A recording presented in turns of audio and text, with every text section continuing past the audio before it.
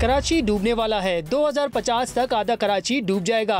कराची अगर समंदर बुर्द हो गया तो कायदे आज़म के मज़ार समेत अहम इमारतें समंदर बुर्द हो जाएंगी। जियो के प्रोग्राम कैपिटल टॉक में साफ हामिद मीर ने तहलका खेज इंकशाफ कर दिया। कराची शहर जो है ये 2060 जबकि बदीन और ठट्ठा 2050 तक समुंदर में डूबने वाले हैं। इसकी बड़ी वजह इंडस डेल्टा और पाकिस्तान की साली पट्टियों में समुद्री सतह का बढ़ना है और ये सिंध के लिए एक क़यामत होगी। बदीन और ठट्ठा के साहली इलाके पहले ही समुद्री सतह बढ़ने से ज़ेरे-आब आ चुके हैं। समुद्री सतह बढ़ने से बलोचिस्तान के शहर गवादर को भी समुद्री तूफान का खतरा है, जहां चीन एक बहुत बड़ी बंदरगाह बनाने का मंसूबा बना रहा है और आने वाले वक्त में कराची के दर्जा हरारत में 3 डिग्री जबकि शुमाली इलाकों में 5 डिग्री इजाफा होगा। और खतरात के पेश नज़र सेनेट की एक कमेटी ने मामले को मुश्तरका मुफादात कौंसिल में उठाने की तजवीज़ दी है। तो ये जो मैंने आपको बताया ना कि कराची, बदीन और ठट्ठा 2060 तक समुंदर बुर्द होने वाले हैं, लेकिन 2050 तक आधे से ज़्यादा कराची जो है उसके समुंदर बुर्द होने का ख़तरा है।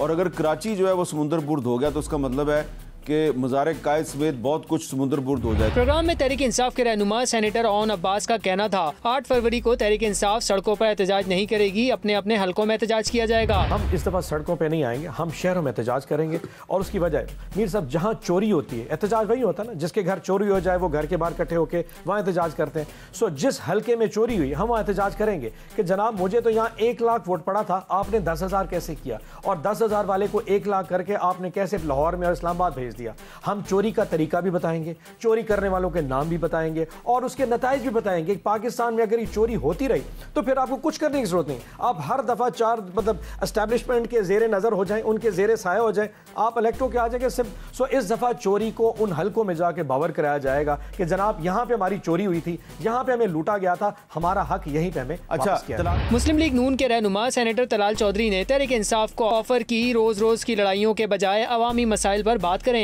लेकिन उनकी 2 ही शर्तें हैं, मैं और माफी माफी माफी। आइए रोज की लड़ाइयों की बजाय कभी आपका क्या ज़बरदस्त होता कि आपका जो चार्टर ऑफ डिमांड है उसमें आप ये भी एक शर्त होती कि चीनी, आटा और चावल सस्ता होना चाहिए आम आदमी के लिए। ये जो इकॉनमी है ये इस पे मिसाके मईशत पे आए, इस पे बैठ जाते हैं, बाकियों पे इख्तलाफ होगा। आए ये क्लाइमेट चेंज पे बैठते हैं, आइए ये आपका दहशतगर्दी की जंग है, आए इस पे बैठ जाते हैं। लेकिन इनके पास 2 ही इनकी वो हैं शर्तें, मैं और माफी माफी माफी। तहरीक इंसाफ के रहनुमा ओन अब्बास का कहना था हुकूमत ने अपनी मर्जी के जज लगा दिए हैं और 10-20 साल बाद ये सुप्रीम कोर्ट के जज लगेंगे। आज अपनी मर्जी के आपने एडिशनल जजेस लाहौर के 19 या 18 लगा दिए, आपने पहले बलोचिस्तान के लगा दिए, इस्लामाबाद हाई कोर्ट लगा। अब ये सारे लोग कौन है?